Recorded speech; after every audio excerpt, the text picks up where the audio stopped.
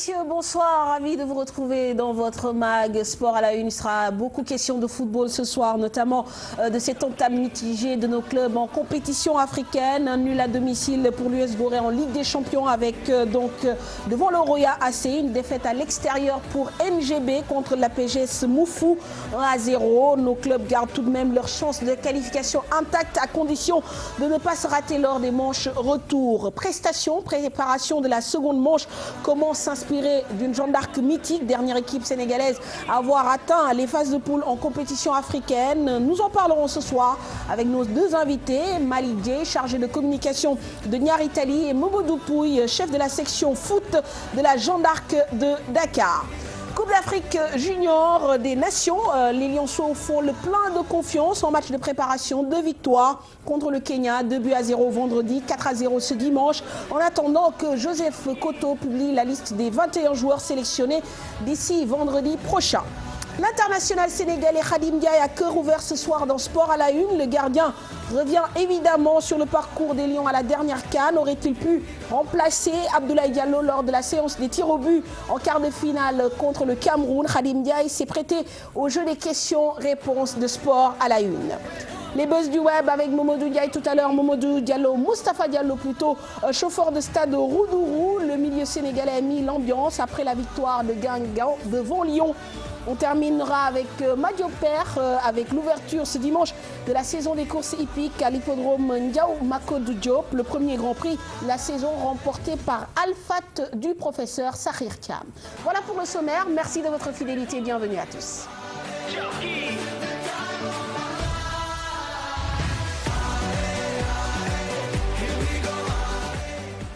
Cher Tidiane Diao, bonsoir. Bonsoir, mon Fatou. Alors, Monsieur Pouye, bonsoir. Bonsoir. Bonsoir, Malick. Bonsoir, mon Fatou. Ah, oui. Cher Tidiane, bonsoir. Rebonsoir.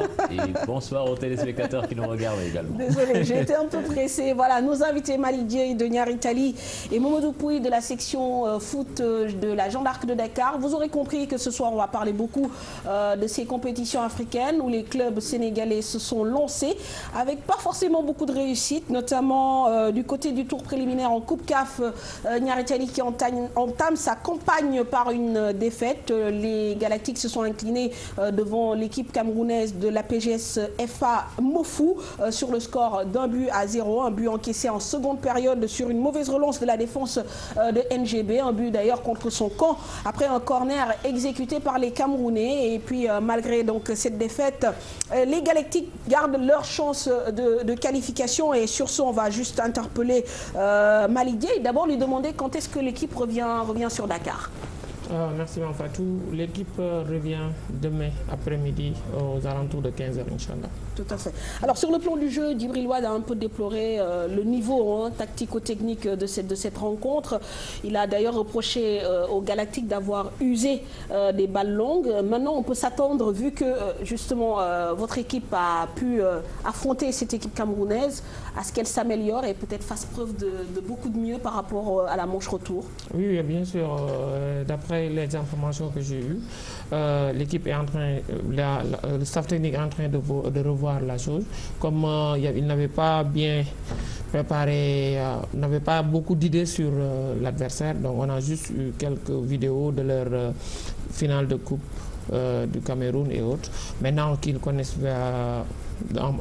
ils ont plus de détails sur l'adversaire, ils vont pouvoir peaufiner une très bonne stratégie pour remporter la manche retour. Alors, une défaite 1-0 à l'extérieur, est-ce un bon résultat? Bon, 1-0 c'est le minimum, mais quand même au retour il va falloir en marquer plus que l'adversaire pour passer. Oui, bon, mais ce ne sera pas trop difficile. Du moment où 1-0 à l'extérieur, il sera juste quand vous jouez devant votre public et que nous comptons sur le public de Niary Tally, devant notre public, il y aura une superbe motivation qui va pousser les joueurs à se transcender et à se donner à fond pour rapidement régler ce problème-là. Alors, les Camerounais sont restés donc, durant toute la CAN, tout comme donc, les Sénégalais. Ils ont eu à jouer 10 journées. Nous avons eu à jouer 8 journées avant d'aller à cette compétition. Durant cette période de trêve, Malick, comment NGB a réussi à se maintenir? Est-ce que vous avez eu à jouer des matchs amicaux, des choses comme ça? Oui, nous on avait un bon plan de préparation parce qu'on avait participé à un tournoi international à Mauritanie, que nous avons même remporté. Ensuite, on a participé au tournoi international de Louga et on a fait 2 matchs amicaux à Dakar avec Génération Foot pour mieux préparer. Donc, il y avait 2 groupes, l'entraîneur avait mis en place 2 groupes, un groupe purement africain qui faisait des matchs, ils ont fait beaucoup de matchs et avec beaucoup de plans techniques et tout. Donc la préparation hier, on les avait mis dans de bonnes conditions pour préparer cette phase-là. Alors les bonnes conditions, ça passe aussi par l'aspect financier. Je vous ai vu multiplier les sorties dans les médias pour dire que NGB n'arrivait pas à boucler son budget pour faire les 2 matchs, un budget estimé à 20 millions. Est-ce qu'aujourd'hui la situation s'est améliorée dans le bon sens? Oui, par rapport sur le plan financier, ça a un peu amélioré du moment où le ministère du Sport a pris en charge les tickets comme il fait souvent. Et on a eu l'appui de quelques sponsors particulièrement, je vous m'excuse de ça, Transvie, qui est notre partenaire habituel, qui est souvent depuis la Coupe du Sénégal qui nous accompagne. Et le ministre des Finances, M. Amadou Ba aussi nous a appuyés. Il y a d'autres partenaires maintenant qui commencent à se signaler. Je pense qu'ils attendaient le match retour pour venir nous appuyer. Et là aussi, on vous attend pour la retransmission en direct de ce match-là, ce qui va nous permettre d'avoir beaucoup plus de sponsors. Oui, mais quand même, c'est un peu compliqué. Déjà, vous avez un groupe qui va jouer sur le terrain. Autour, il y a d'énormes difficultés pour boucler un budget et effectuer un voyage pour un seul match de Coupe d'Afrique. Mais on se demande, mais est-ce que quand même nos clubs sont prêts pour faire l'Afrique? Peut-être là, on va demander à M. Pouy, qui lui a eu déjà l'expérience avec la Jeanne d'Arc par rapport aujourd'hui à la situation de l'époque et celle d'aujourd'hui. La question de Diao est très pertinente. Oui, très pertinente, dans la mesure où, bon, vous m'excuserez, hein, il y avait un président qui s'appelait Omar Seck, décédé, qui était un grand visionnaire. C'est lui qui nous finançait. Nous bouclions des budgets, bon, avant même d'aller en Coupe d'Afrique. Ça veut dire que la Jeanne d'Arc était préparée pour aller faire l'Afrique déjà. Effectivement, parce que lui, c'était sa vision. Prendre le championnat pour aller en Afrique. La première fois, on est parti en 1998, on est parti en finale de Coupe de la CAF. Il m'a demandé combien nous avons dépensé. J'ai dit à peu près 150 millions. Qu'est-ce qu'on gagne? Il dit 65 millions. Donc nous, on perd. Il dit l'année suivante, il faut faire la Ligue des Champions. Parce que là, bon, c'est beaucoup plus rémunérant. Et lucratif, la Ligue des Champions. Alors aujourd'hui, on a cherché un budget de 100 millions à la banque. Et puis, voilà. Très bien. Mais aujourd'hui, la haute compétition, il faut toujours des sous. Il faut des sous. Ils ont du mal à boucler un budget de 20 millions. Ça vous inspire quoi? Enfin, bon, ils ont une politique beaucoup plus restrictive. Disons, bon, ils ont des moyens limités. Bon, parce qu'il faut voir très grand, hein, parce que nous prenons les joueurs qui étaient dans la sous-région, on les payait 500 000 francs par qui. Je vous dirais au passant qu'on a perdu même un joueur qui jouait chez nous, Momoyen Del Souma, qui a perdu sa vie aujourd'hui. C'était l'ancien capitaine de la Guinée, n'est-ce pas? Nous avons amené beaucoup de joueurs. Hein. Narcisse Yaméogo. Il y avait Narcisse, qui est actuellement adjoint de leur entraîneur, Duarte, n'est-ce pas? Donc on a formé beaucoup de joueurs qui sont actuellement dans le monde du sport. Tout à fait. Alors justement, on va continuer à parler de cette compétition africaine, mais avec l'autre représentant et même l'autre compétition, excusez de la répétition, avec le tour préliminaire de la Ligue africaine des champions. Avec les Goréens, Manfatou, qui ont été tenus en échec par Oroya AC. Score final 0 but partout dans une rencontre. Dans cette rencontre, ce sont les Guinéens qui doivent nourrir plus de regrets avec des occasions ratées en première mi-temps. Donc même si le match s'est équilibré en seconde, mais désormais ce qui est important, c'est de se projeter sur la manche retour avec des Goréens qui auront certainement leur mot à dire. Compte rendu donc de cette match signé Pape Faraning et Mardian. L'US Gorée bousculé dès le début de la rencontre par l'Orea AC, l'équipe guinéenne pouvait même tuer le match en première période, un manque de réalisme qui agace le coach français de cette équipe. Parce qu'aujourd'hui on a fait une première mi-temps de qualité, mais malheureusement il a manqué la finition, mais surtout la lucidité, parce que bon, que tu rates la finition c'est une chose, mais comme tu n'es pas lucide devant le but c'est encore autre chose. Donc sur la première mi-temps il n'y a rien à dire, la deuxième a été beaucoup plus équilibrée. Même si on peut ne pas dire qu'il y a eu beaucoup d'occasions d'un côté comme de l'autre. Mais je pense qu'à un moment donné, quand tu ne fais pas la différence contre un adversaire, il reprend confiance. Et c'est ce qui s'est passé en deuxième mi-temps. Il faut attendre la fin de la première période et le début de la seconde pour voir la hargne des insulaires. Ils pouvaient même bénéficier d'un penalty sur cette phase de jeu. Nous avons fait une mauvaise première mi-temps, mais en deuxième mi-temps, ça a été autre chose. Moi, je pense que je vais retenir seulement, il n'y a pas le contenu que nous voulions, mais je vais retenir seulement la deuxième mi-temps, parce qu'elle a été mieux. Mais aussi, il faut compter sur l'inexpérience de nos joueurs. Presque il y en a qui n'ont jamais joué presque une Champions League, qui ne sont jamais sortis en Afrique, ils ont joué le premier match, il y a eu cette appréhension, il y a toutes ces choses-là. Notre équipe gagne en deuxième mi-temps, mais on va aller continuer le travail pour la qualification la semaine prochaine. La manche retour s'annonce difficile pour les deux équipes et la guerre des coachs a déjà commencé. L'adversaire qui doit être en difficulté pour le match retour. Là, pour le match retour, c'est sûr que l'adversaire va nous attendre. Ben, je ne sais pas, je ne suis pas à la place de l'entraîneur en face, mais une fois qu'ils auront marqué un but, et s'ils en marquent un, il faut en marquer deux pour se qualifier. On va aller là-bas, on va aller jouer un match fou. Pour moi, ce sera un match fou pour moi. Un match fou, parce qu'ils vont avoir la peur au ventre au moins. Ils ne vont pas se dire que maintenant, ils vont se qualifier pour rien. D'ici là, les entraîneurs n'ont qu'une semaine pour se préparer pour le match retour à Conakry, où l'Orea AC a souvent éliminé les clubs sénégalais à ce stade de la compétition. Un match fou, c'est ce qu'on leur souhaite, où ils pourront marquer des buts, les insulaires, mais comme vous le rappelez à juste titre, l'AS Douane l'a pris à ses dépens. Son 0-0 ici à domicile. 0-0, 4-0 au retour. Bon, mais quand même, je pense que Gorée, défensivement, quand même, c'est quelque chose. Peut-être qu'ils vont être patients, essayer de les énerver, de les faire douter. S'ils tiennent leur case inviolée en première mi-temps, pourquoi pas? Alors, qu'est-ce que vous en pensez, Malik? Parce que vous avez regardé l'US Gorée lors de cette première partie.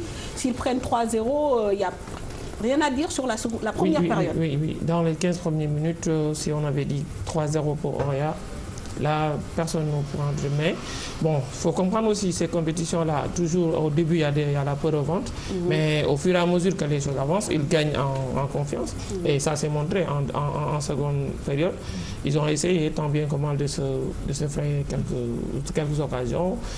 Bon, ça va être compliqué, mais comme le dit l'entraîneur, hein, est-ce que c'est un match fou qu'il faut à l'US Gorée pour se qualifier? Parce non, que si ça se débride là-bas, forcément, je pense que il faut juste une certaine volonté et de l'engagement pur et une stratégie aussi. Parce que c'est des matchs à stratégie. Là, c'est l'entraîneur qui va jouer sa carte. Très bien. Mais tout à l'heure, Momodou le disait à juste titre, quand la Jeanne d'Arc avançait à pas de géant dans la compétition africaine, c'est parce que la Jeanne d'Arc disposait aussi de joueurs de calibre international. Aujourd'hui, est-ce que l'US Gorée réellement, ou même Niary Tally, a ces joueurs de stature internationale qui connaissent le haut niveau? On n'a pas. C'est peut-être ça aussi qui fait la différence. Tout à fait. Parce que, comme vous l'avez si bien dit, hein, bon, la différence, c'est les joueurs de haut niveau qui le font. Orea est parti, ils ont investi, il faut voir. Le football, il faut avoir de l'argent et des joueurs de haut niveau pour avoir des résultats. Et vraiment, bon, ça, bon, c'est une chose internationale. Hein. Il faut avoir de bons joueurs, de l'argent. Et puis voilà, le résultat est là. Ouais, peut-être que il y a 10 ans ou 15 ans de cela, on aurait pu avoir le gardien guinéen qui garde les buts de la Jeanne d'Arc. Voilà, là, c'est complètement l'inverse. Voilà. C'est un gardien sénégalais qui garde les... Alors, au sein de NGB, c'est vrai que vous avez recruté des joueurs même je pense un Gambien, Souma, trois Gambiens. Mais en dehors de ces 3 Gambiens, est-ce que vous avez renforcé le groupe avec des joueurs d'origine d'autres nationalités? Enfin, tout, vous savez, au risque de me répéter, les gens vont dire que je me répète souvent. La répétition est pédagogique. Le problème, c'est qu'au Sénégal, le problème, c'est l'argent. Et l'argent, ce ne sont pas ces présidents de clubs-là qui vont pouvoir sortir cet argent-là pour financer ce football. Mais sauf que, imagine dans certains pays, c'est le cas. Parce que c'est des hommes puissants qui sont. Mais là, souvent, soit ils sont des multimilliardaires. Nos présidents sont pauvres. Carrément. Voilà, ils sont pauvres et on les appauvrit davantage. Oui, ils sont pauvres, on les appauvrit parce que quand un président de club sort 100 millions par année, de sa poche, ça veut dire que là, on l'appauvrit, simplement. On est en train de l'appauvrir. Donc, est-ce que c'est l'État qui a demandé au Sénégal de faire le football professionnel? Pourquoi maintenant il ne les appuie pas? Mais s'il les appuie pourquoi prendre le football? Pourquoi faire du football professionnel, justement, dans ces cas-là? On en a besoin, parce que si on n'a pas les moyens de sa politique. Si on n'avait pas fait le football professionnel, nos jours vont continuer toujours. Aujourd'hui, au moins, on parvient à retenir quelques jours. Les temps soient peu, on parvient à les retenir. Mais sinon, ils vont gagner un 500 000 en Guinée ou bien un 600 000 au Maroc. Alors que si l'État appuie un peu ces présidents de clubs-là, on allait retenir nos jours. On a de bons joueurs qui s'exilent souvent pour des moyens de rien. Mais si ces joueurs-là, on les avait retenus, on n'aurait pas besoin d'aller recruter un Gambien ou bien un Guinéen. Non, on allait faire une formation avec des joueurs talentueux parce qu'on a ces talents-là. Je dis qu'il y a 15 ans de cela, par exemple, à la Jeanne d'Arc, je pense que le contexte était presque pareil, le contexte socio-économique du pays. Mais il y avait un homme avec des moyens, certes, et une vision. À chaque fois, il faisait tout pour phagocyter les meilleurs joueurs du championnat, puisque la Jeanne d'Arc était la locomotive du football local sénégalais. On avait les meilleurs joueurs, des internationaux sénégalais, les Pape Niokor Fall, les Pape Malik, les Damdoy, et le petit frère, Ousmane Doy, le petit, mes grands frères. Et cette équipe-là, elle se donnait les moyens d'exister en Afrique. Voilà, mais personne ne se donnait les moyens. D'accord. C'est toujours la même chose. Aujourd'hui, par exemple, Niary Tally avoue avoir des difficultés pour boucler un budget de 20 millions. Pour ce tour préliminaire. Voilà, pour ce tour préliminaire. Mais aujourd'hui, est-ce que réellement vous devez nourrir même des ambitions pour aller au-delà? Puisque finalement, c'est un problème. C'est une équation pour vous. Le problème, c'est que nous, dans notre politique, même pour recruter des joueurs, ce n'est pas simplement l'argent qu'on met en avant. On essaie d'inculquer un petit brin de volonté et d'enthousiasme aux joueurs pour essayer de leur comprendre que cet argent-là, ce n'est pas au Sénégal que vous allez gagner ça. Vous allez faire de vous des grands guerriers, des compétiteurs, gagner pour aller au-delà de ce système-là, pour pouvoir partir. Aujourd'hui, un Pape Seydou Ndiaye qui est gardien de l'équipe nationale et qui joue avec NGB, aujourd'hui, Pape Seydou, on pouvait le laisser partir en Libye, ou en Guinée ou bien quelque part. Mais on essaie de le motiver. Mais est-ce que vous n'avez pas fait pire avec le cas Ablaye Diallo, un joueur qui fait partie des meilleurs joueurs de ce championnat? Ablaïba. Ablaïba Messi, dit Messi. C'est l'un des meilleurs joueurs de ce championnat. Vous l'aviez sous les mains et puis, je ne sais pas. Vous l'avez laissé partir. Il est parti comme ça en fin de contrat. C'est la première fois que je vais me prononcer sur ce problème-là. Depuis, je ne me suis jamais prononcé sur ça. Mais je profite de cette occasion pour me prononcer.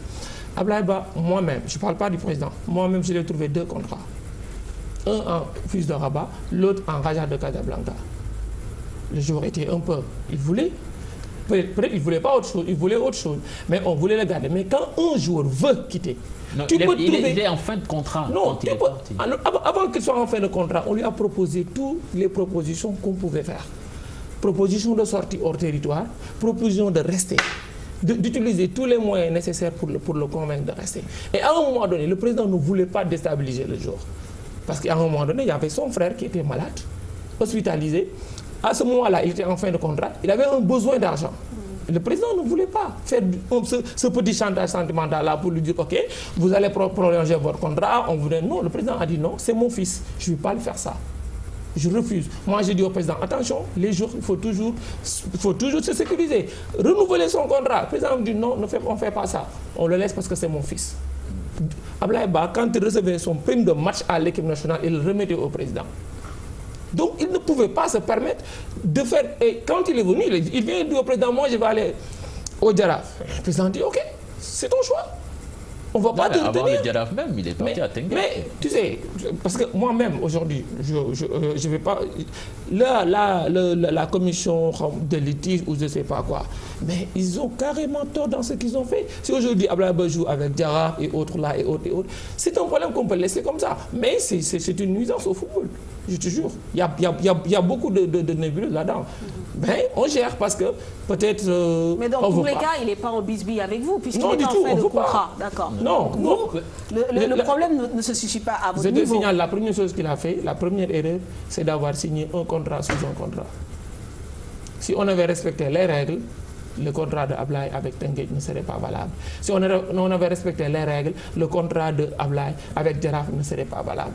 Ablaye a reçu la licence de Jaraaf à un jour de la fin de son contrat. Est-ce possible? Son contrat devait finir le 1er novembre et il a reçu sa licence le 30 octobre. Est-ce possible?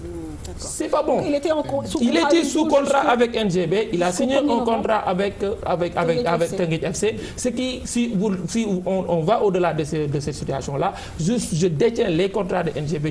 C'est moi qui ai rédigé les derniers contrats, je sais ce que j'ai mis là-dedans. Donc il a fauté.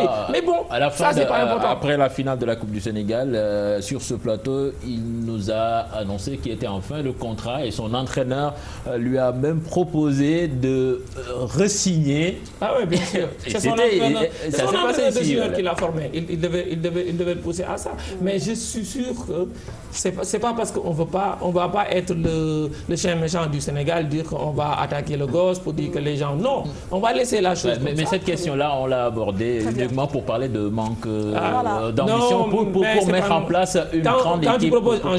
Quand tu proposes à un jour, mais mon cher, tu restes, on joue l'Afrique. Mais pourquoi Pape Seydou n'était pas parti alors qu'il était en fin de contrat? Pourquoi Papa Ndiaye n'était pas parti alors qu'il était en fin de contrat? Il y en a beaucoup qui étaient en fin de contrat. Mais on les a demandé, c'est ce que je te dis, c'est la motivation morale. Parce qu'on sait qu'il n'y a pas de motivation financière. Gagner 200 000 à Niaritali et gagner 300 000 au Jaraaf, quelle est la différence? Ah, il y a 100 000 francs de différence. Non, du tout. 100 000 francs de différence. C'est pas rien. Ça va te servir à quoi après? Beaucoup de choses. Non, du tout. Moi, si on me propose une augmentation de 100 000, j'y réfléchis. Mais tu vas quitter TFM pour aller je sais pas, à une télévision régionale pour 100 000 francs de différence. C'est une offre. Où tu perds. Non, mais je pense que vous pouvez quand même vous aligner. À un moment donné, vous pouvez vous aligner. Mais bon, non, c'est pas un problème d'argent. Voilà, pour revenir au cœur du débat. Aujourd'hui, la question, elle est la suivante. Vous avez un problème pour boucler 20 millions de budget pour le premier tour. Réellement, est-ce que c'est un avantage pour vous de franchir même ce tour? Oui. Est-ce que c'est pas un problème? Non. C'est pourquoi?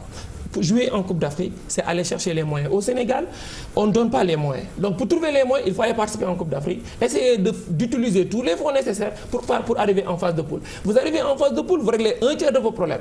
Donc nous, notre ambition, c'est d'aller en phase de poule, quels que soient les moyens qu'il faudra. S'il faudra faire le forcing avec nos maigres moyens pour participer, aller en phase de poule, on va le faire. Et même si ça cale aujourd'hui, l'année prochaine, on gagne le championnat ou bien on gagne la Coupe du Sénégal, on va s'y remettre. Parce que soit le financement du sport, c'est le sponsoring, c'est la vente des joueurs, ou bien c'est une participation en compétition africaine. Aujourd'hui, Cameroun, ils ont gagné 2 milliards.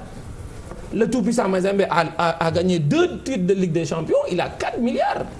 Donc vous participez en phase de poule, vous recevez 250 millions. Là où le paradoxe se trouve, c'est que vous voulez participer, gagner, mais vous ne voulez pas investir. Donc c'est le serpent qui se mord la queue. Investir depuis quand? Investir sur les joueurs. Mais parce que sans joueurs de qualité, vous ne pouvez pas gagner en Afrique. Les joueurs qu'on a, pour nous, ce sont les meilleurs joueurs du Sénégal. C'est pourquoi on les a pris. Ah oui? Moi, je cite notre entraîneur qui me dit: moi, je crois au groupe, je ne crois pas aux joueurs individuels.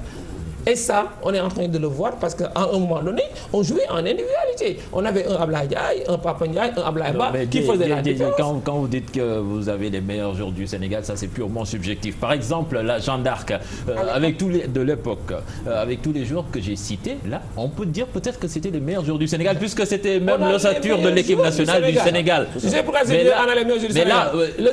Le seul joueur convaincu en équipe nationale locale, il est de Niaritali. C'est le troisième gardien. Mais il est de Niaritali. Oui, mais c'est le troisième. Mais il est de Niaritali, c'est le seul joueur qui a voyagé avec l'équipe nationale. Donc il est de Niaritali. Vous allez en sélection locale, régionale, U23, U20, partout il y a Niaritali. Donc on fait partie des meilleurs. On ne peut pas citer 2 clubs ou 3 clubs meilleurs du Sénégal sans citer Niaritali. Et samedi, vous allez le voir. Très bien. Donc vous allez tout faire pour franchir. On va arriver en phase de poule. Ah bon? On gagne cette phase-là. On attaque ASEC Mimosa. Déjà, c'est un rêve pour tout Niaritali de jouer contre ASEC Mimosa parce que c'était notre modèle. Avant qu'on commence, on dit que le modèle de Niaritali, c'était ASEC Mimosa. Donc aujourd'hui, nous allons se déplacer. On va battre ça et aller se déplacer pour Côte d'Ivoire et rencontrer ASEC Mimosa, faire la différence.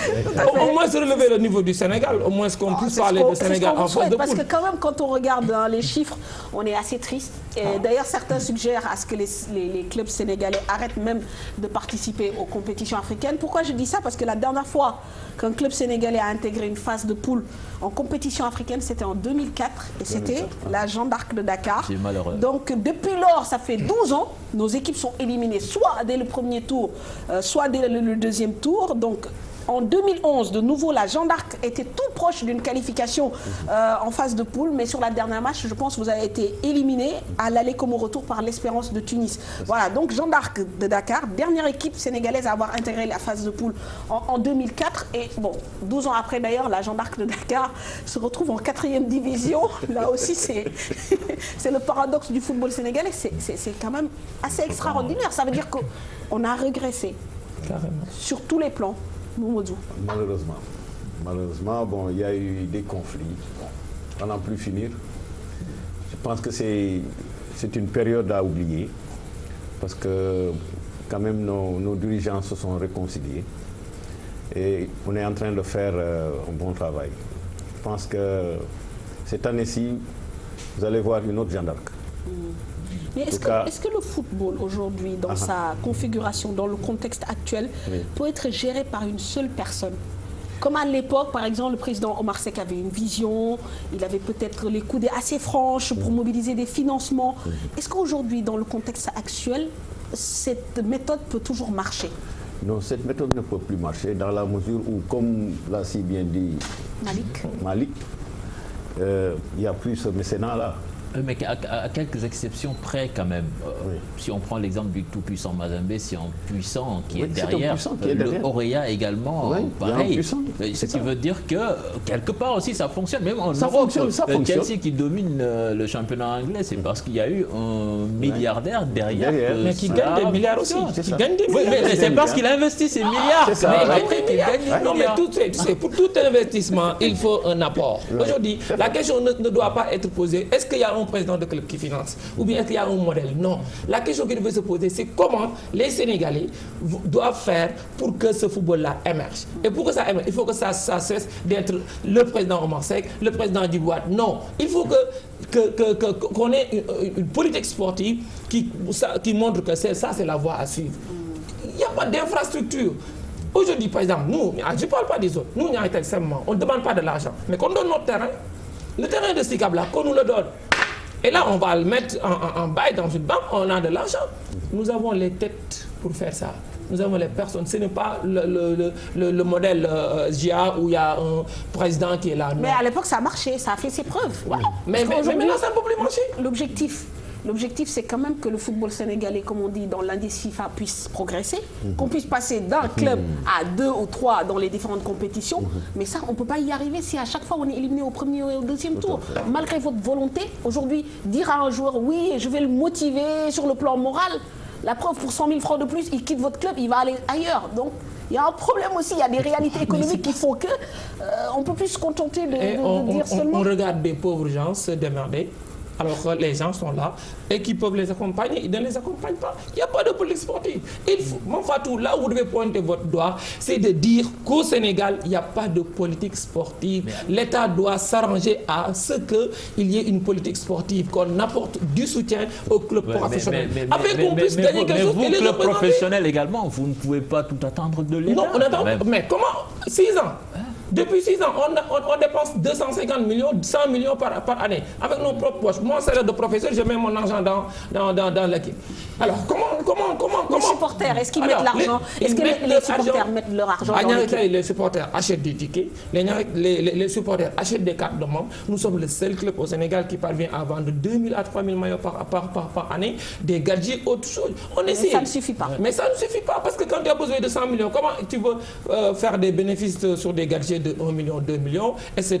Les sponsors ne suivent pas. Tu cours les entreprises pour demander des sponsors. Vous dites que non, tu sais, moi là, on préfère soutenir autre chose que soutenir le développement. Parce que ça, c'est le développement. Quand vous faites 6 millions de salaires, quand la Ligue professionnelle fait 1200 emplois, mais arrêtez, oui. Qu'on supporte ça. Oui, mais Dieye, quand même, vous aussi, vous ne pouvez pas appeler comme ça les sponsors sans leur proposer du spectacle, de la qualité. Puisque c'est ça également qui fait courir les gens. Même vous.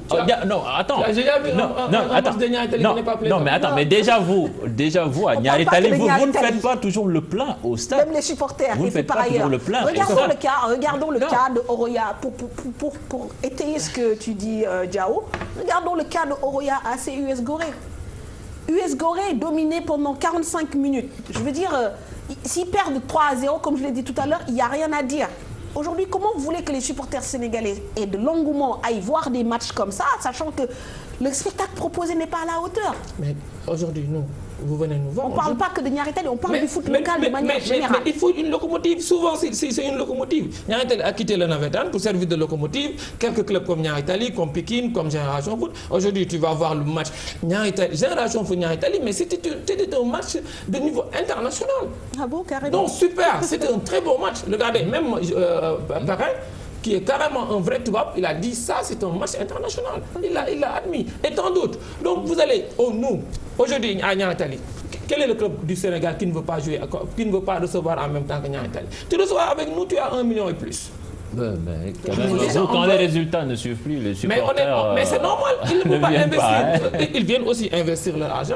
Si maintenant ça ne suit pas, je sais pourquoi nous sommes obligés de motiver les joueurs pour gagner des matchs. On gagne, les gens viennent. Alors, M. Pouy, par rapport au cas de la Jeanne d'Arc, rapidement, même si on ne veut pas personnaliser le débat, aujourd'hui c'est surtout pour mettre en lumière peut-être un exemple qui a marché. Mais comment aujourd'hui, par exemple, une équipe comme la GIA va essayer de remonter aussi dans l'élite et faire quand même rêver tous ses supporters, comme vous le dites, quand vous allez à l'extérieur, on parle peut-être surtout de la Jeanne d'Arc de Dakar, parce que voilà, sur le plan africain, c'est une équipe qui a brillé. Comment vous allez essayer de remonter de tout ça? Je vous remercie. Bon, comme je vous l'avais dit tantôt, quand nos dirigeants se sont réconciliés, c'est effectif? Oui, c'est effectif. D'accord. Nous avons tenu une journée d'études. On a beaucoup d'hommes de valeur, hein. Parce que bon, la Jeanne d'Arc, c'est l'équipe la plus vieille, mais elle est encore belle, hein. En tout cas, ils ont beaucoup de supporters. Je pense que le monsieur de Niary Tally ne me démentira pas. En tout cas, on est en train de faire des études et on reviendra, s'il plaît à Dieu, en année 2021. En première division. Inch'Allah. C'est ça l'objectif. Aujourd'hui, vous êtes classé en quelle position? 4e division, 3e, 2e. Non, on a bien compris. Mais donc, le projet, c'est un projet qu'on a mis, n'est-ce pas, par le président Issa Lo. Et vraiment avec un comité directeur très fort, n'est-ce pas? Ils sont en train de travailler. On est en train de faire un bon travail. L'essentiel, les jours prochains... on pourra voir les résultats. Voilà. En tout cas, c'est ce qu'on vous souhaite. Je n'en dirai pas plus. En tout cas, pour conforter Dieye qui dit qu'il y a du talent dans ce championnat, mais c'est vrai. L'équipe nationale junior nous le prouve. Cette équipe nationale, moi je me dis que pratiquement c'est des joueurs qui évoluent ici au Sénégal. Et s'il y avait un super président capable d'acheter tous ces joueurs-là et les mettre ensemble. Mais 2 ans, 3 ans, ça ferait une super équipe capable de s'imposer en Afrique. Déjà que cette équipe s'impose en Afrique, elle a gagné le tournoi de l'UEMOA et elle fait de très bons résultats. Elle a battu la Tunisie ici à Dakar. Et son jeu est plaisant. Donc pour me dire que moi, je me dis que non président, ils ne cherchent pas les joueurs qu'il leur faut pour s'imposer. Peut-être qu'ils n'en ont pas les moyens, que les talents sont trop éparpillés dans ce championnat. Mais chaque président ne peut pas prendre tous les joueurs. Chaque président peut prendre 2 joueurs qui sont c'est à son niveau. ce qui fait que le nivellement vers le bas va continuer. Il n'y a pas de locomotive qui tire le reste. S'ils avaient l'appui de l'État, ils allaient le faire. Vous parlez que de l'État, mais c'est vous qui avez... Non, l'État, c'est mon ami. Parce que je veux faire entendre au président Macky Sall que le football a besoin de lui, que le football a besoin de l'État pour avancer. C'est pas financer l'équipe nationale à hauteur de milliards, mais que l'État dit aux sponsors, mais vous là, vous investissez, vous gagnez beaucoup d'argent sur les Sénégalais, mais mettez-en au moins un tiers sur le football. Allez demander à Orange, pourquoi Orange quitte la Ligue professionnelle, alors que Orange il donne beaucoup d'argent à eux. Non mais attendez, c'est ça le problème. Ils doivent appuyer les Orange, toutes les compagnies qui sont là, qui font des bénéfices, des milliards. Quand j'entends la douane qui dit on a fait 2 milliards de bénéfices, on a fait ceci, c'est vrai qu'il y a d'autres priorités, mais il y a au moins... En tout cas, sur les infrastructures, on est d'accord, il en manque dans ce pays. Carrément. Donc, mais aussi les clubs, quelque part aussi, parfois ne font pas... Il y a des clubs traditionnels, par exemple, comme la Jeanne d'Arc, aujourd'hui, qui n'ont pas d'endroit où s'entraîner, pas de centre de formation, la formation des petites catégories. Ça aussi, c'est un manquement au niveau des clubs traditionnels. Ça a manqué de vision à un moment donné. Le cas du Carafe, aujourd'hui, c'est eux qui devaient être les locomotives de ce football. Vous avez Génération Foot Dakar Sacré-Cœur qui font tout ça à votre place. Là aussi, vous êtes fautifs. Est-ce que vous allez me donner quelques minutes? Je vais vous expliquer. Au temps d'Oumar Seck, on était en rapport avec la Juventus de Turin. Il y avait le centre de formation, comment il s'appelait? Il y avait un dirigeant de la Juve qui était venu et qui était prêt à nous donner un demi-milliard pour que l'on fasse de ce terrain qui se trouve à la VDN un stade et une centre de formation. Donc le projet était là. Et Atepa ne me démentira pas, parce que lui il est supporter de la Jeanne d'Arc, qui nous avait fait une maquette concernant le stade et la formation. Mais malheureusement, bon, les gens sont venus nous piquer notre place. Argan, on a volé beaucoup d'argent, malheureusement. La nature a horreur du vide aussi. Hein. Mais malheureusement, c'est ça. C'est ça. Ils sont venus, bon, nous sommes partis. On est resté dans notre coin. Très bien. Et donc c'était ça, bon, les dissensions en fait. Voilà, des dissensions. Mais heureusement, bon, tout est rentré dans l'ordre. Bon. Qui sont en train de faire germer le produit sans champ. Hein. D'accord. Ouais, mais bon, il faut expliquer cette métaphore-là. On ne comprend pas bien. Tu prends Diambar, tu prends Génération Foot, ils ont des terrains et autres. Ils font la formation. Il y a Italie, Diarra, c'est des cultivateurs. Ils sont partis au fin fond de la forêt. Ils font la formation. Aujourd'hui, nous avons U20, U23, Espoir, Cadet, Minime, Académie. Tout ça sans avoir de terrain. On se débrouille tant bien que mal à aller chercher un terrain par-ci, par-là. On s'entraîne aujourd'hui à Debedjob, l'autre fois à Diankala. Aujourd'hui, on essaie de jongler partout, rien que pour faire la formation, parce qu'on sait que sans la formation, vous n'y arriverez pas. Mais comment cultiver son champ? Ça, c'est une grosse équation encore. Voilà. On va parler justement de nos juniors. Vous avez des représentants dans cette équipe? Oui. Très bien. Combien? Okay. D'accord, c'est le meilleur aussi. Oui. Alors, on va parler de cette Coupe d'Afrique des juniors et le Sénégal se prépare plutôt bien. Mais Joseph Koto doit annoncer sa liste au plus tard, vendredi prochain, sa liste de 21 joueurs. D'ailleurs, le sélectionneur des Lionceaux a pu faire une revue d'effectifs grâce à 2 matchs joués contre le Kenya et qui se sont soldés par 2 victoires. Vendredi, c'était 2-0 et hier 4-0. Justement, compte rendu de ce match qui s'est soldé sur le score de 4-0 avec Pape Faraning. L'équipe nationale du U20 du Sénégal était supérieure à celle du Kenya. Les juniors ont dominé toute la rencontre. Moins de 30 minutes, ils ont inscrit 3 buts, dont ce chef-d'œuvre de Pape Abid Gueye. Une prestation qui rassure l'entraîneur avant la CAN. On a vu des joueurs qui essayent de jouer, des joueurs qui se font plaisir dans le jeu.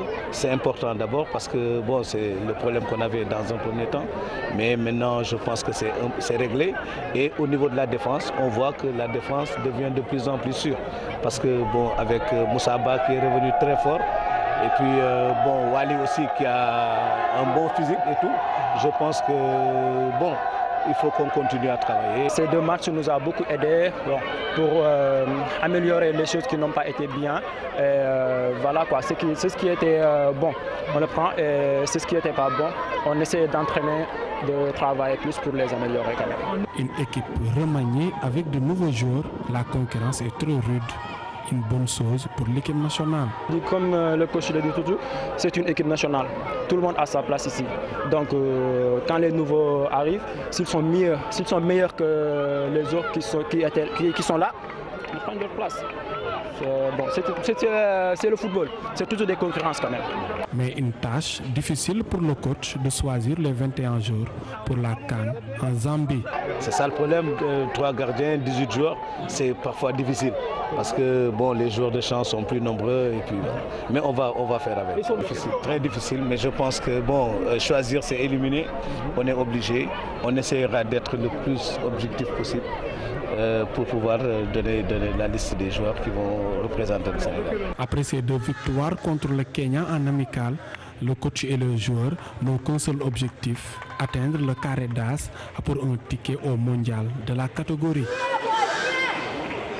Le Sénégal qui doit jouer un 3e match amical contre la Gambie, même si la date reste à déterminer. Et Joseph Koto qui a jusqu'à vendredi prochain pour donner donc sa liste des 21 sélectionnés. Rappelons que cette Coupe d'Afrique des Nations juniors se joue du 26 février au 12 mars. Ce sera en Zambie. Le Sénégal évoluera dans le groupe B avec comme adversaire le Soudan, l'Afrique du Sud et le Cameroun, avec pour objectif évidemment de se qualifier en demi-finale, puisque les demi-finalistes représenteront l'Afrique à la prochaine Coupe du Monde de la catégorie prévue en mai-juin en Corée du Sud. Sans transition, on va parler de l'équipe nationale du Sénégal. Le Sénégal qui n'est plus premier sur le continent dans le classement FIFA. En ce mois de février, les Lions sont détrônés par les Pharaons d'Égypte qui, grâce à leur place de finaliste à la dernière CAN, font un bond de 12 places sur le plan mondial, intégrant ainsi le top 25. Les Lions restent néanmoins 2e sur le continent malgré leur élimination en quart de finale et font même un bond de 2 places au plan mondial. Autre grand bénéficiaire de cette CAN, les Lions indomptables, vainqueurs de la compétition, qui progressent de 29 rangs sur le plan mondial et se retrouvent 3e au plan africain. Ce qui nous permet également d'aller à la rencontre d'un autre international sénégalais, Khadim Ndiaye. Voilà, Khadim Ndiaye, gardien de Oroya, mais aussi de l'équipe nationale du Sénégal. Donc à cœur ouvert, l'ancien joueur de la Linguère de Saint-Louis nous parle de cette CAN vécue par la tanière, l'élimination en quart de finale. Et puis on le sait, Khadim Ndiaye ne fait jamais les choses comme les autres. Il nous explique ce fameux croc en jambe lors de Sénégal-Algérie. Entretien réalisé par Mamadou Ndiaye.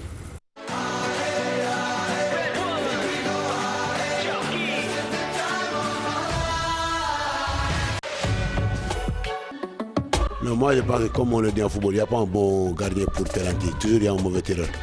On s'est préparé à l'entraînement. Il y avait moi, Abdoulaye Seydou. Nous tous on bloqué des penalty à l'entraînement. Même si Khadim était là-bas, peut-être ça allait être pire même. Donc c'est Dieu qui en a voulu ainsi. On nous a éliminés. Voilà, c'est pas que Khadim serait là-bas, il allait arrêter des penalty. On s'est préparé, comme je te l'ai dit tantôt, à la veille. Tout le monde a arrêté des penalty. Abdoulaye a arrêté beaucoup. Moi j'ai arrêté, Seydou a arrêté. Bon, en plus c'était un peu compliqué de sortir un gardien. Bon, on jouait le match, ils ont marqué, on est revenu à le score, ils ont remarqué, on est revenu encore. Maintenant il restait peu de temps et j'avais senti que mes défenseurs commençaient à souffrir un peu parce qu'il y avait la pression ultra. Donc du coup ils sont tenus jusqu'à ce que j'ai senti qu'ils ont commencé à lâcher. Au moment où je devais faire une chose pour calmer le jeu, il n'y avait pas d'adversaire à côté de moi. J'étais comme moi avec le poteau. Donc je n'ai pas cogné le poteau, je préfère me cogner moi-même tomber. Oui, j'ai fait exprès, oui. Ouais, si, parce que même à l'intérieur de nos stages, bon, tous les jours, ça m'a arrêté de ça. Bon, ça a amené aussi de l'ambiance au sein du groupe. Maintenant, dès que le lendemain est arrivé, c'est évacué.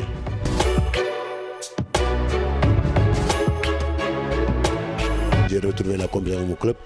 Je vais essayer de me battre fort, essayer de donner le maximum de moi-même pour répondre aux attentes de mon club durant les compétitions africaines. Et prétendre encore regagner ma sélection, essayer d'aller avec l'équipe pour les campagnes mondiales. Et après là-bas, on verra.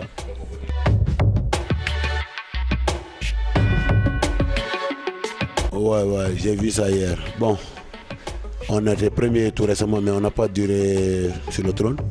Maintenant, c'est à nous de rebosser, travailler dur encore, essayer de gagner tous les matchs devant nous pour reprendre notre place sur le trône de l'Afrique. Et je pense que ça se fera dès que les compétitions commenceront. Bon, on va écraser tout ce qui sera devant nous.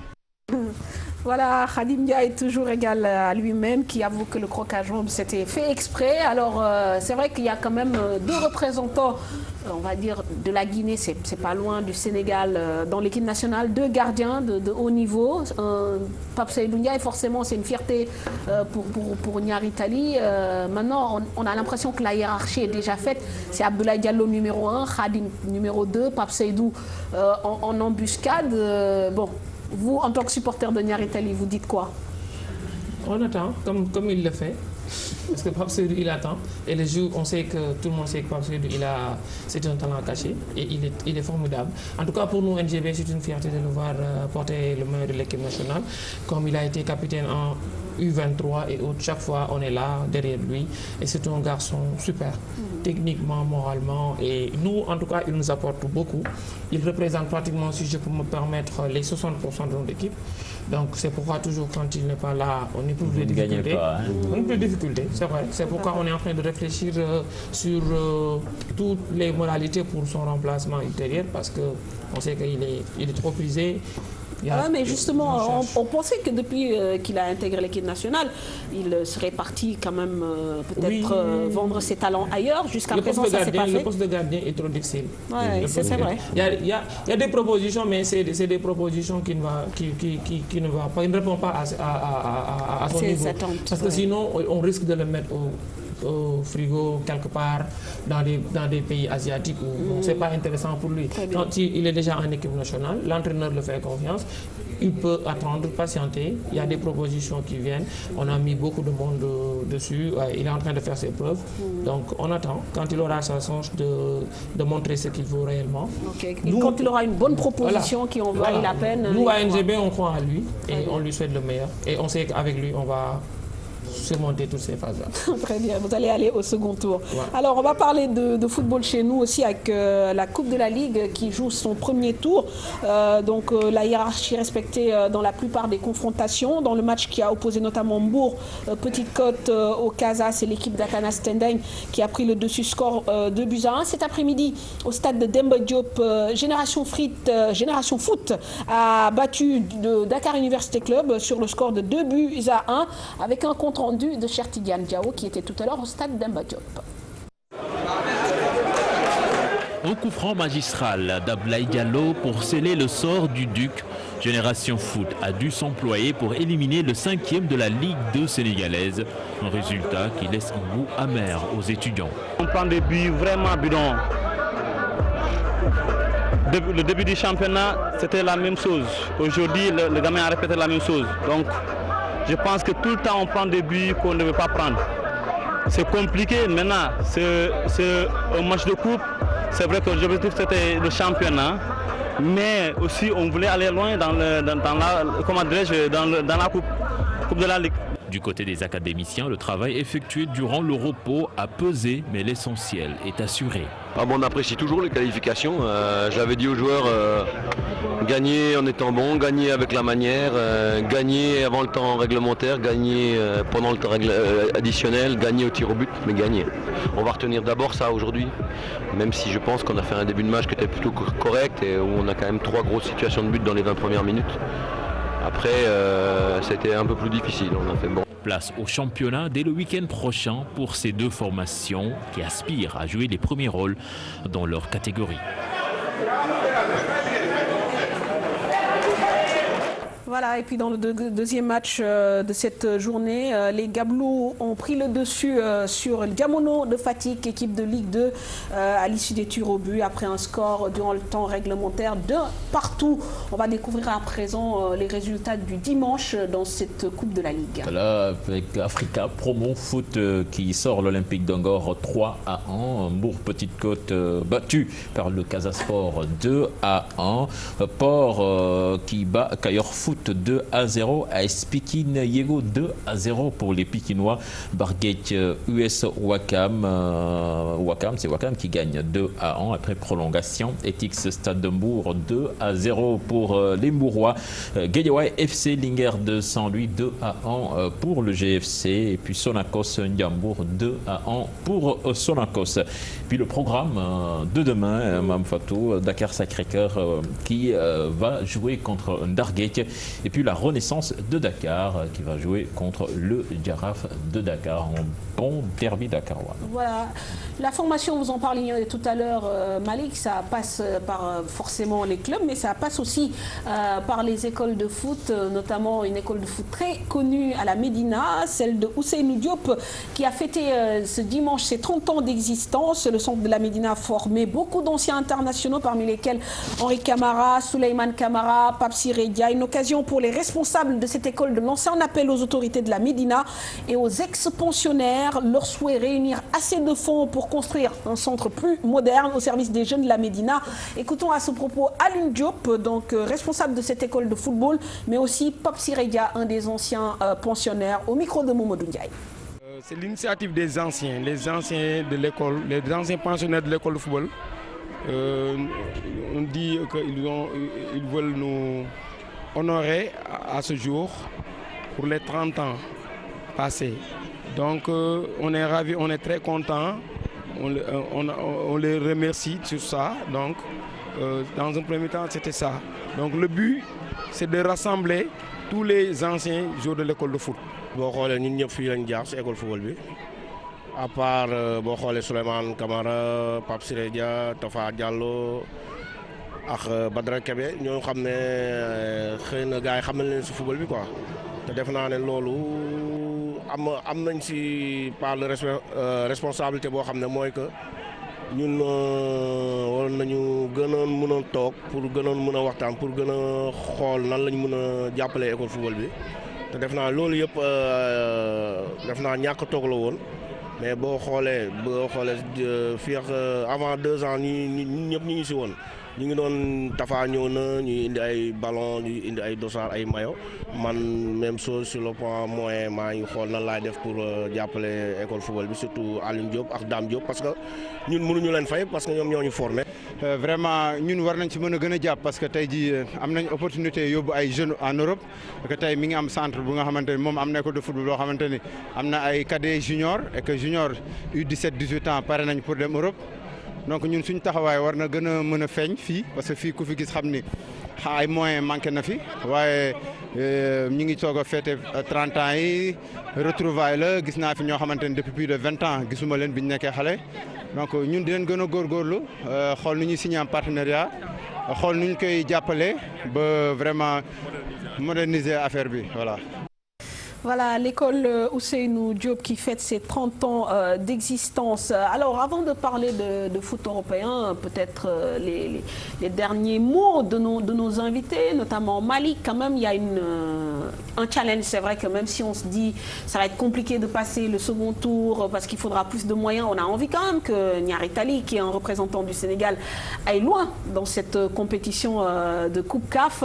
Qu'est-ce qu'il faut faire, les supporters, pour qu'ils puissent vraiment venir supporter votre équipe pour, je pense, le match c'est samedi ou dimanche? Samedi. Donc, comme on l'a dit, aujourd'hui, ce qu'il faut, c'est une grande mobilisation.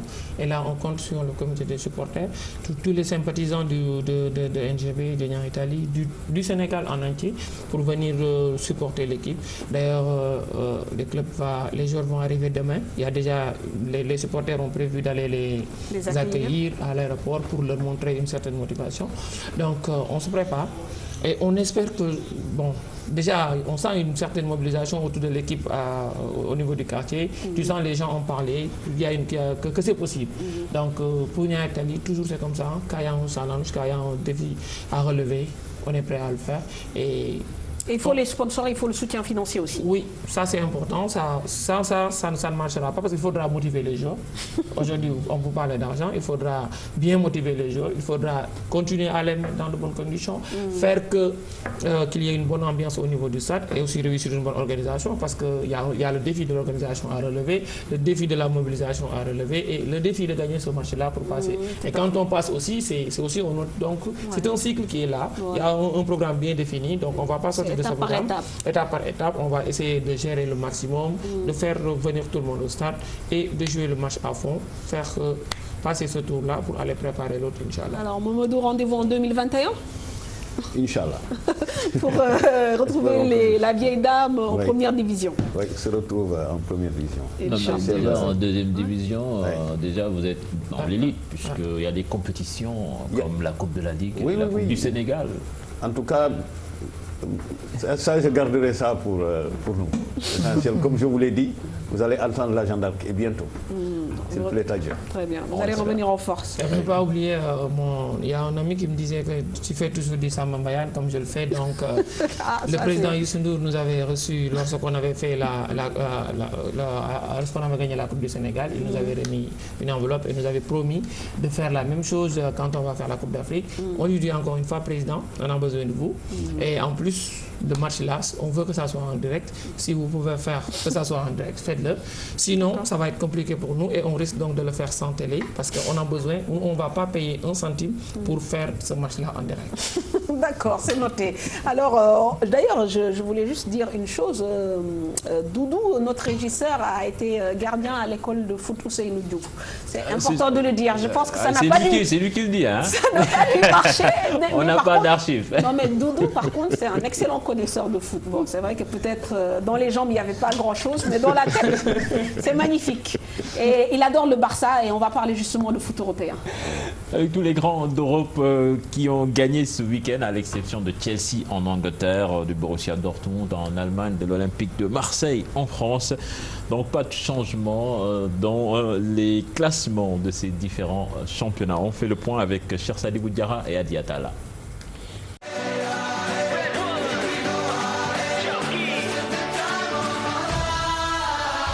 Malgré 2 matchs en retard, le Real Madrid reste leader de la Liga. Les Merengues ont dominé Osasuna sur le score de 3-1 lors de la 22e journée. Les coéquipiers de Cristiano Ronaldo, buteur, devancent d'1 point les Barcelonais qui sont allés écraser à la baisse 6-0. Suarez, double buteur, Neymar et Messi ont tous marqué. L'Atlético Madrid, au pied du podium, a difficilement pris le meilleur sur Celta Vigo 3-2. Des difficultés que n'a pas connues la Juventus de Turin en Série A.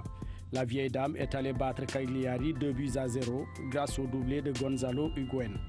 Son poursuivant direct, la Roma, en a fait de même dans cette 24e journée à Crotone sur les réalisations de Nengolan et de Zeko. Naples, qui complète le podium, a battu Genoa 2-0 alors que le 7e, la Fiorentina, a surclassé Udinese 3-0, dont un de l'attaquant sénégalais Babacar Khouma. Son compatriote Sadio Mané, auteur d'un doublé, a lui permis à Liverpool de renouer avec la victoire. Les Reds ont en effet dominé Tottenham 2-0 lors de la 25e journée de la Premier League. Une journée qui a vu Chelsea concéder le nul 1 but partout à Burnley et Arsenal battre Hull City 2-0. C'est le même score que Manchester United a infligé à Watford pour continuer sa remontée au classement. En Bundesliga, le Bayern Munich a lui repris un peu d'avance dans le classement. Les Bavarois ont battu Ingolstadt 2-0 tandis que son dauphin Leipzig a sombré à domicile devant Hambourg 3-0. L'éternel rival, le Borussia Dortmund, a aussi perdu à Darmstadt 2-1 lors de la 24e journée. En Ligue 1, le leader Monaco continue sa démonstration offensive. Les Monégasques ont explosé FC Metz 5-0. Lors de la 25e journée, le PSG a aussi laminé Bordeaux 3-0 avec un doublé de Cavani. Nice, en difficulté ces dernières journées, s'est encore contenté d'un nul, 2 buts partout à Rennes. L'Olympique de Marseille voyage lui toujours mal. Il s'est incliné à Nantes 3-2. Voilà, sur ce plateau, nous ont déjà rejoint Mamadou Ndiaye pour les buzz du web et le retour de Madio Père pour le hippisme. Mais auparavant, on va parler d'arts martiaux avec le portrait réalisé ce soir par Marianne Siva sur cette dame qui s'appelle Fagui Fall et les ceintures noires. 3e dame de Viet Vo Dao, vice-championne du monde, vice-championne d'Afrique. Cette Saint-Louisienne d'origine est un exemple parfait de l'alliance entre sport et études puisqu'elle est également professeure en économie d'entreprise. Suivons son portrait.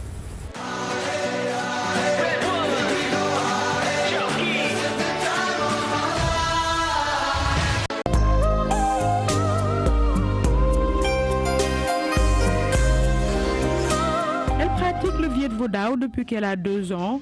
Fagui Fall, puisque c'est d'elle qu'il s'agit, est tombée amoureuse de cette discipline martiale grâce à ses frères. Sidi Fall et Ibrahim Fall qui faisaient le Vo Viet Dao à Saint-Louis. C'est eux qui m'ont poussé à faire le Vo Viet Dao dès le bas âge parce qu'il y avait l'un de mes frères qui partait souvent aux entraînements et à chaque fois, bon, d'après ce qu'on m'a raconté, à chaque fois je le suivais. À un certain moment, il m'amenait avec lui.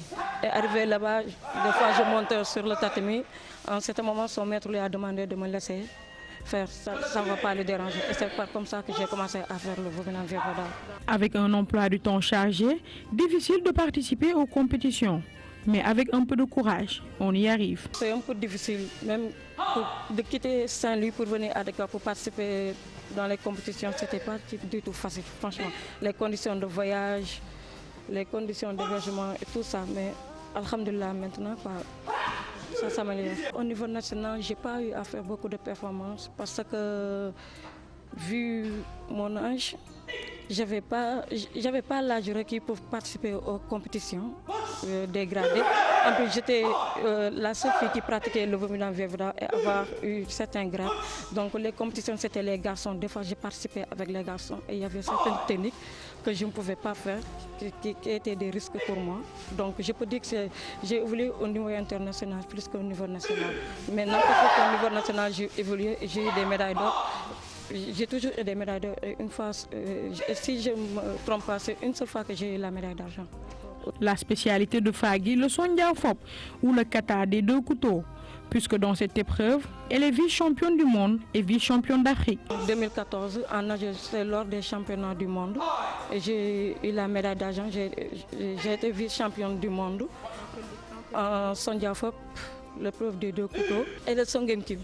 Et le Songem Kim aussi, j'ai eu à faire ça et j'ai eu la médaille d'argent aussi. Au niveau africain également, j'ai eu à participer, c'était l'année passée. À Côte d'Ivoire et j'ai eu la médaille d'argent en Sondia Fop encore, Songem Kim aussi, en Touvé aussi. Ceinture noire, 3e dan, Fagui Fall dirige le dojo du Prytanée militaire de Saint-Louis depuis 2007. Je suis basée à Dakar mais je pars de temps en temps à Saint-Louis parce que ma salle est à Saint-Louis. Je dirige la salle de Prytanée militaire de Saint-Louis depuis 2007. Et je pars là-bas souvent pendant les week-ends parce qu'ils s'entraînent que les samedis et dimanches. C'est vraiment difficile, encore plus diriger que des hommes. Parce qu'au Prytanée militaire, il n'y a que des hommes. Donc c'est trop difficile même d'être une femme et être devant des hommes, les diriger, leur demander de faire ceci, cela. Quand tu n'as pas un certain caractère, il ne faut pas te respecter. Mais alhamdoulilah, les élèves du Prytanée militaire me respectent beaucoup. Ça se passe très bien. Le sport ne l'a pas empêché de poursuivre ses études, puisque Fagui est aujourd'hui professeur en gestion des ressources humaines et économie d'entreprise. Ses ambitions dans le Viet Vo Dao, être championne du monde.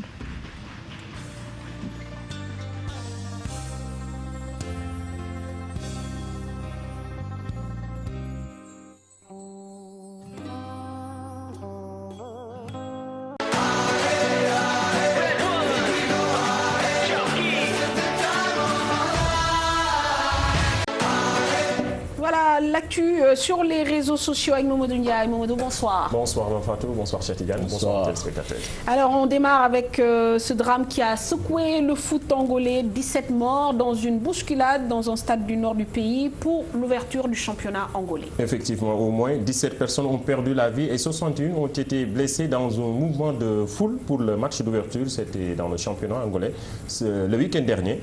C'était le vendredi, plus précisément au nord du pays. Au début de la rencontre, la foule s'est précipitée vers une porte du stade pour accéder à l'enceinte, ce qui a entraîné une immense bousculade avec de nombreuses personnes piétinées.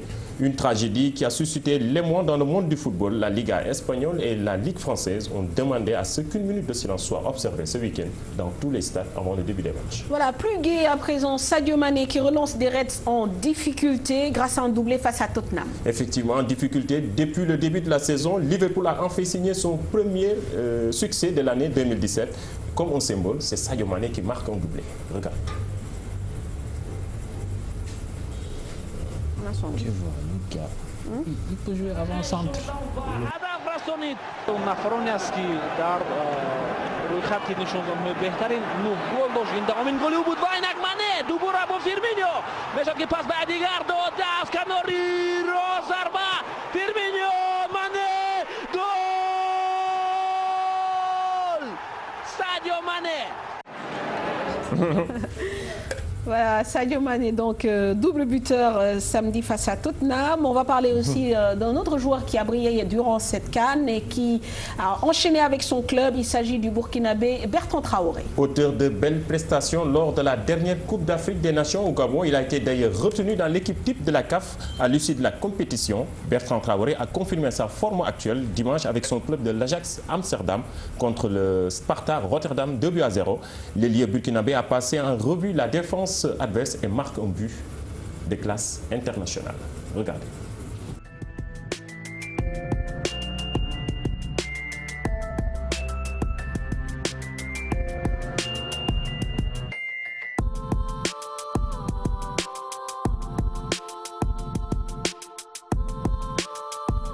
Ouais, ça nous fait penser un peu au but qu'a marqué Payet il y a quelques temps avec West Ham. C'était un peu dans ce style-là aussi. C'est pas mal. Alors, on va parler d'un autre Sénégalais qui, lui, également a mis le feu au stade de Roudourou, donc le stade de Guingamp, et il s'est transformé en chauffeur de stade. Effectivement, le milieu de terrain sénégalais est en train de faire une très belle saison avec le Guingamp. Buteur samedi face au Lyon. Diallo a surpris son monde à la fin du match, arborant son t-shirt Bamba Fep, Bamba partout, purement sénégalais bien sûr. L'ancien joueur du Jaraaf est allé communier avec les supporters. Regardez.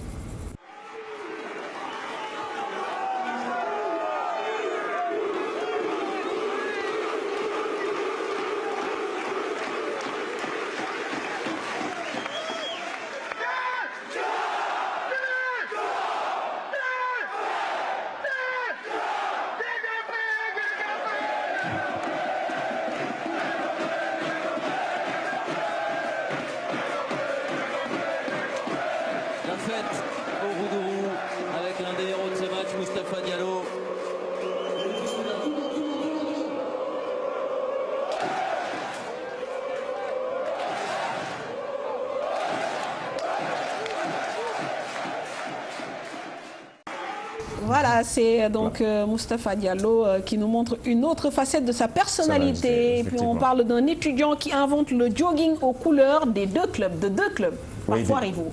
Et de deux clubs rivaux. Le principe est complètement dingue. Il est né grâce à ou à cause, c'est selon Arthur, un étudiant des Beaux-Arts en France. Il a affolé la toile en postant des photos du produit fini sur son compte Instagram. Et autant dire que le jogging moitié Paris Saint-Germain, moitié Olympique de Marseille devrait faire son petit effet. Bien sûr, ça c'est sûr. Ou un jogging moitié Barça ou moitié Real de Madrid. Liverpool, Manchester. En tout cas, c'est original. Bon, espérons que ça va se vendre. On termine avec la vidéo bonus. Oui, vidéo bonus, on peut aller découvrir ce jeune basketteur de 15 ans qui a du talent. Il a réussi à planter 92 points en un match. Regardez.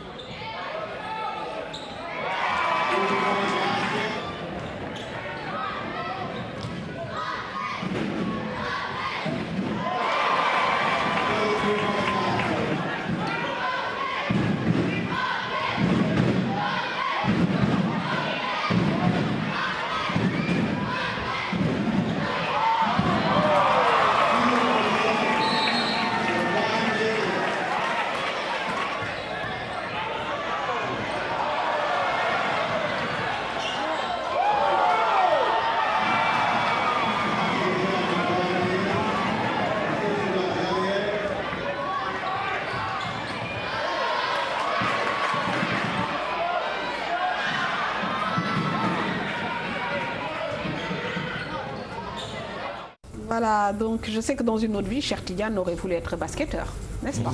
J'adore ce sport. Toi aussi, c'est dans la tête, mais pas dans les jambes. Pas dans les jambes. Comme Doudou. Allons-y. On termine avec ce challenge qui fait ravage au sein de plusieurs clubs européens, le Running Man Challenge. On va découvrir.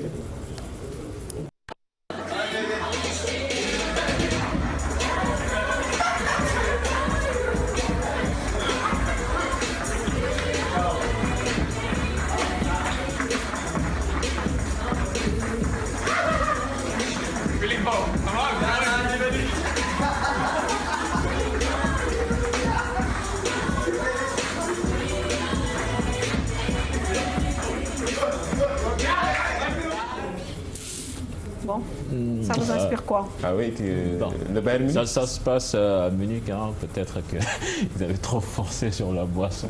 Ouais, c'est vrai que... Le Bayern, c'est le Bayern, à chaque fois c'est le Bayern qui lance les challenges, quoi. C'est les clubs européens. Très bien. Merci Mamadou. Merci, bon? on se donne rendez-vous lundi. Oui, Inch'Allah. vous restez avec nous puisqu'on va parler de hippisme avec notre ami Madiop. Madiop, ñu ngi lay nuyu.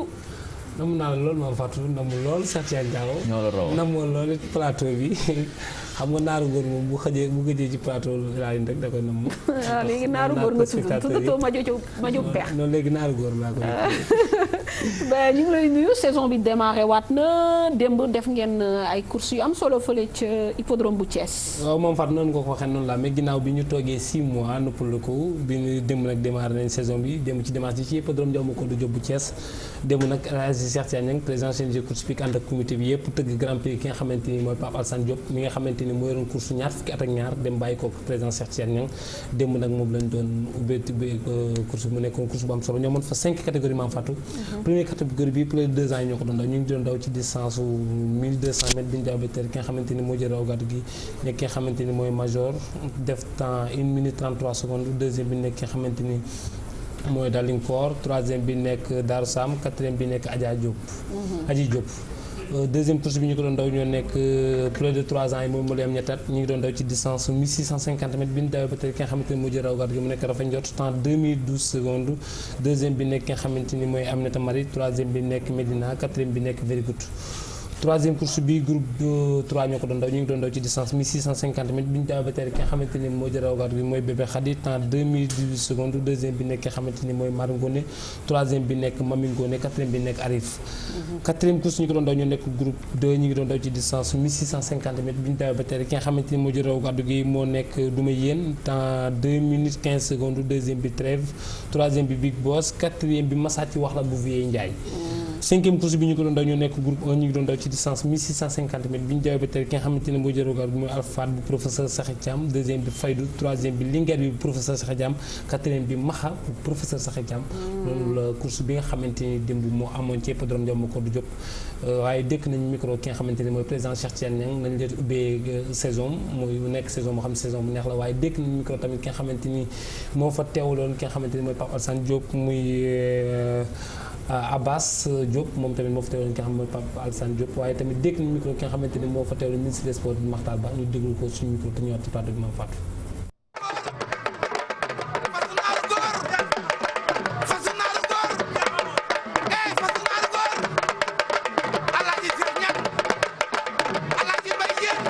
bëgg rek bëgg lool parce que léegi lañ doon ñaan def ouverture boo xam ne ñëpp dinañ gis seen bopp boo xoolee tey propriétaires yi engagé nañ massivement pour la première course pour la première fois ouverture ñu am 53 chevaux ça veut dire que la saison s'annonce bonne mais léegi nag li nga xam ne moo ci nekk mooy ñun CNG jëluñ suñu disposition pour accompagner les propriétaires yi nga xam ne sonn nañ trop ci fas yi lépp lu ñu mun def pour améliorer les prix on le fera mais en relation avec notre ministre tutelle le ministre Matar Ba bi nga xam moo ñu accompagner du ñu jàppale lépp loo xam ne lii war na ci course yi mun ñu koy defal mook Aminata Mbengue Ndiaye te boolewuñ ci coow kon nag ñun mënuñu may sant yàlla di remercier au passage le directeur général de la LONASE bi nga xam ne mu ngi ñuy appuyer régulièrement pour ñu réussir lii nga xam ne ñu ngi koy def. fetlu rek bon di wax tamit tey mooy njëlbeen may ñëw ci course hippique donc di wax daal dañ fi ñëw pour au nom nom du ministre des Sports ànd ak suma collègue monsieur Cheikh Ahmed Tidiane Sarr bu directeur des infrastructures ànd ak tamit madame Marie-Pierre Ndiaye muy chef du service régional des sports bu Dakar ak sum beneen collègue bu jógee Dakar chef du service départemental bu Guédiawaye monsieur Ousmane Sow ñu ñëw toog ci wetu monsieur Cheikh Tidiane Niang ak comité national de gestion course hippique yëpp pour en tout cas démarrer saison bi bon yàgg nañu wax ne course hippique mu ngi dox donc suñu ñëwee fii tey dañ koy gën a ñëw pour rafetlu ko gën a taxawu activité bi nga xam ne sénégalais yu bare bëgg nañ ko te chaque dimanche ñu ngi dox pour di ko ñëpp ñu ko sopp di ci gis seen bopp donc suñu delloo nañu wax monsieur Matar Ba ministre des sports que lépp luñ fi fekk lu rafet la lu baax la te gëm nañu ne ñu ngi ko dénk ñu ngi ciy liggéey bu baax te gëm nañu ne moom tamit sax balaay saison bi di jeex dina ñëw ci ay événements yu bare présider ko. dama sant yàlla julli ci yonent bi Papa Alsane nee na xolam sedd na guy ndax bu doonee président 22 ans bu ko réussir dafa am ñu ko wóoroon ndem si yàlla si Babacar Diop yàlla na yàlla yokk leeram waaye ku mel ni Omar Diaw mi sama ndeyjoor ak Cheikh Niang mi sama càmmoñ yàquñu dara bi Alsane nekkee président Cheikh Niang moo ne woon trésorier bi yàlla weddee ba yóbbu àjjana Babacar Diop ñu jël Cheikh Niang def ko président lii Alsane doon ñaan nag Cheikh Niang mu ngi ci ak Omar Diaw mii parce que Omar Diaw moo ne woon trésorier Alsane Diop li Alsane Diop nekk président yëpp Omar Diaw mii moo ne woon yore xaalis dara yàquwul kon Alsane bañ fa ñëwee bërki dem xolam sedd na lool.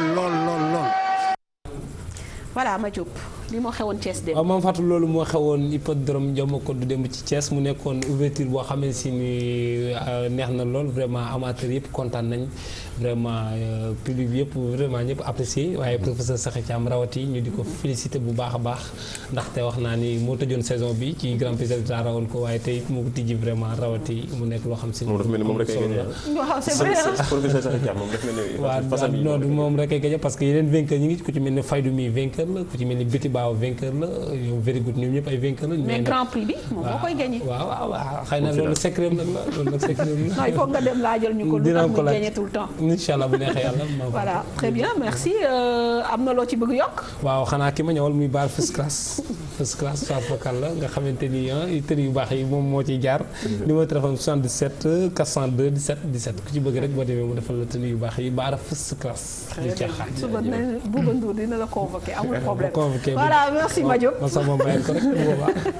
voilà ñuy profiter aussi si occasion bi pour présenter nos condoléances quand même à notre ami Mamadou Diallo, ancien international sénégalais qui a perdu sa mère jeudi dernier. Donc c'est l'occasion de lui présenter nos condoléances, que la terre de Ouakam lui soit légère. Excellente soirée à tous. Merci à toutes les équipes techniques, caméramans, preneurs de son, à la régie. Merci aux monteurs également et donc à toute l'équipe de sport à la une. Ouais, Malal. Soirée. Ah, Malal, il fait encore l'école buissonnière. Bon, après 3 semaines de live aussi, peut-être il est un peu fatigué. On va lui laisser encore une petite chance. Peut-être qu'on le verra la semaine prochaine. Excellente soirée et à lundi prochain, Inch'Allah. Ok, merci.